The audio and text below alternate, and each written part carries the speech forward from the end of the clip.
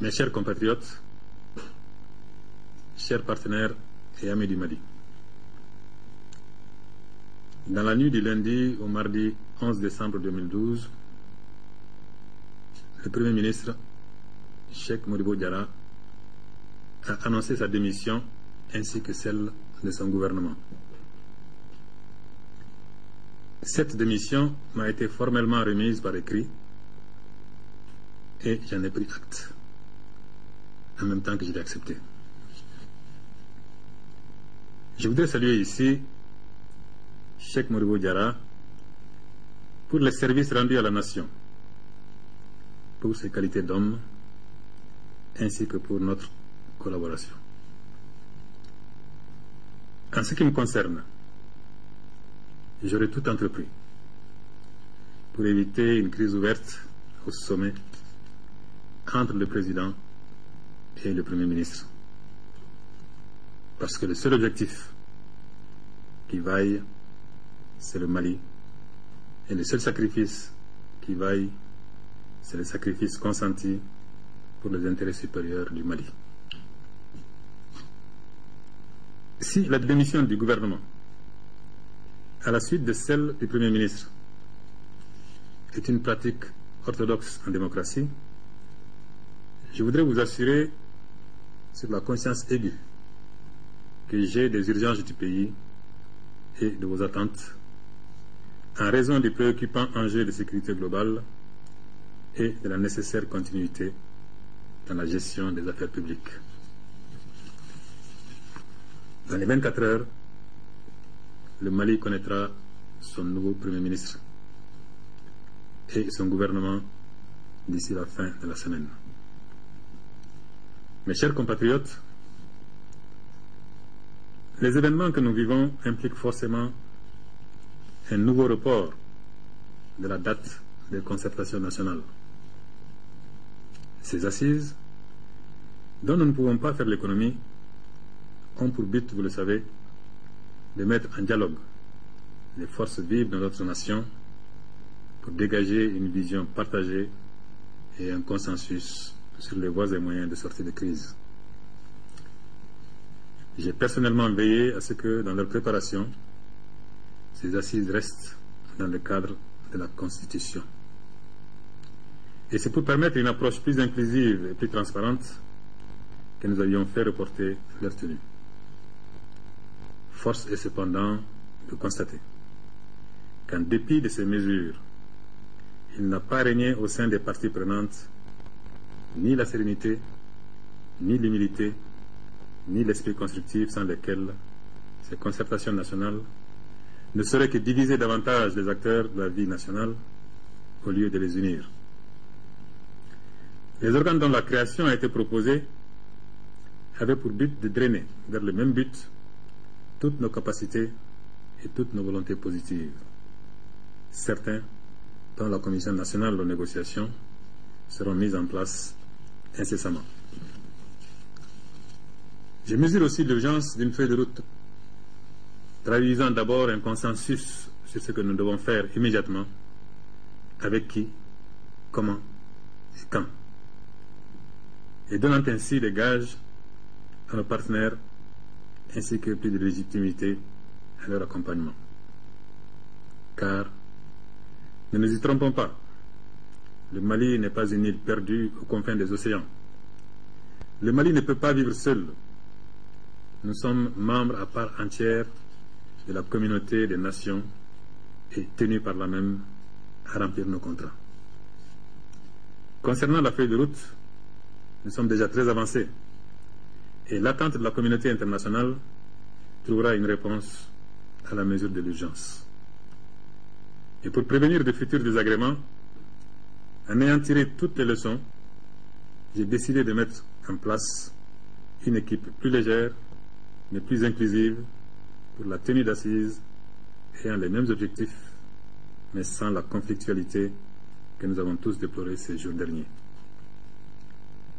Chers partenaires et amis du Mali, je voudrais réaffirmer ici la pleine conscience des Maliennes et des Maliens de leur situation particulière et de leur responsabilité envers les autres peuples du monde et réitérer les requêtes que nous avons envoyées à la CEDEAO, à l'Union africaine, à l'Union européenne et aux Nations unies, de même que celles spécifiques envoyées à la France et aux États-Unis d'Amérique. Nous souhaitons plus que jamais que le CONOPS, le concept d'opération stratégique, élaboré par la CEDEAO et adopté par l'Union africaine, permette au Conseil de sécurité de prendre rapidement une résolution autorisant le déploiement des forces africaines et amies du Mali. Je voudrais également réaffirmer notre ouverture au dialogue avec tous ceux qui, préalablement, renoncent à toute idée d'indépendance et d'autodétermination et à toute velléité d'atteinte à la laïcité de notre République. Mais chacun sait qu'il n'y a pas de dialogue possible avec le terrorisme, les crimes organisés, les narcotrafiquants. C'est pourquoi le volet militaire pour la sortie de crise, parce qu'il est incontournable, doit être préparé avec autant de détermination et de célérité. Mes chers compatriotes, nous devons nous préoccuper de l'image que nous renvoyons aux autres. Nous sommes un pays en crise, certes. Je suis le président d'un pays en crise, certes. Vous êtes les citoyens d'un pays en crise, certes. Et de surcroît, une crise multiforme et lourde de périls. Mais le Mali éternel doit demeurer. Parce que le sursaut est non seulement possible, mais impératif de notre part à tous et à toutes. Le peuple et chacun des citoyens, l'armée et chaque soldat, les hommes, les femmes, les jeunes et les vieux. Si nous ne constituons pas dès aujourd'hui la chaîne sacrée de l'entente et de la cohésion, nous resterons seuls face à notre tragédie. Je voudrais vous rappeler ici ce que j'avais déclaré le 29 juillet dernier, et je cite: « Mes chers compatriotes, il y a un temps pour tout. Il y a un temps pour la politique politicienne, un temps pour les ambitions personnelles, pour les intérêts individuels et corporatistes, un temps pour les querelles partisanes. Mais aujourd'hui, c'est le temps de la mobilisation de toutes et de tous pour sauver notre pays en danger. C'est le temps du dépassement et de l'oubli de soi. Il s'agit de faire du Mali notre seule priorité.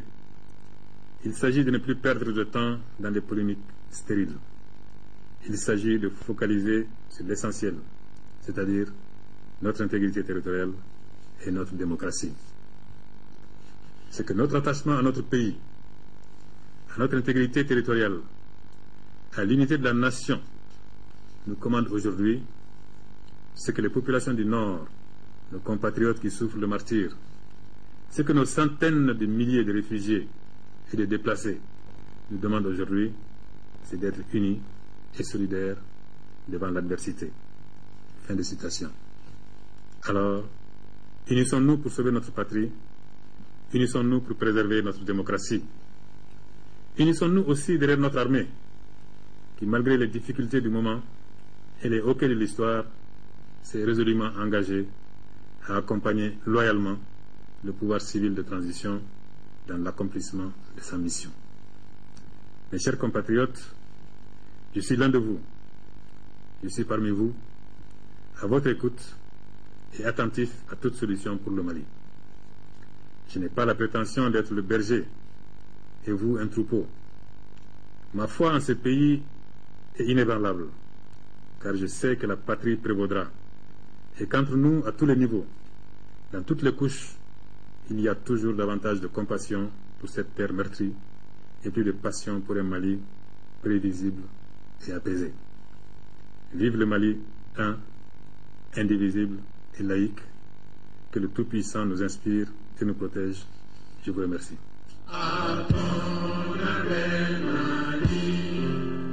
Pour ta prospérité, fidèle à ton destin, nous serons tous réunis. Un peu, un but, une fois, pour une Afrique unie. Si l'ennemi découvre son front, au-delà ou au-dehors, debout sur les remparts, nous sommes résolus de mourir pour l'Afrique et pour toi, Mali. Notre drapeau sera liberté pour l'Afrique et pour toi, Mali. Notre combat sera l'unité. Oh Mali d'aujourd'hui, oh Mali de demain, les chanteurs d'espérance, les cœurs vibreux de confiance. L'instant, le président de la République par intérim. Ce message de félicitations du président de la République par intérim